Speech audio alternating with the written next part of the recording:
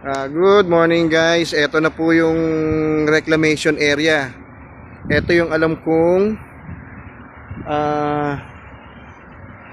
gagawing ginagawang area na isang highway going to norte at yung dugtong papunta ng tawid papunta ng Bataan.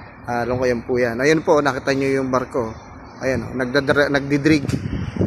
Kumukuha ng buhangin sa dagat. Pagkatapos nilalagay sa ibabaw. Lahat po yan ay galing po sa ilalim ng dagat. Yung buhangin po na yan. Dinadaraga nila, dinidrig nila o dinidig nila sa ilalim. So, may area na nakukuha ng ng buhangin at yan po nilalagay. Yan, gagawin ho nilang kalsada yan. Panambak yan na po yan. Ayan. Tanyo na. Ayun, yung isang barko pang tanyo, kumukuha ng buhangin tapos binubuga niya ron. Ayun.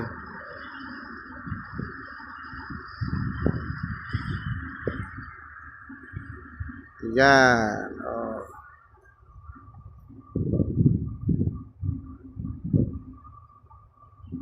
Yan po yan.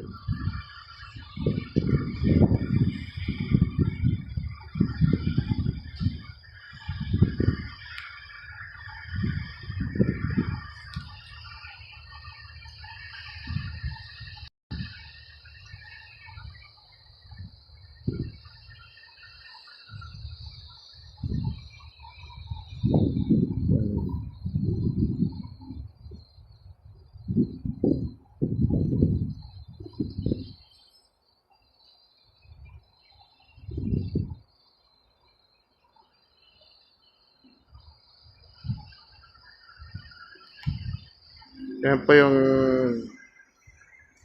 nasa taas na i-zoom in. Tapos itong isa ay na camera ay normal lang.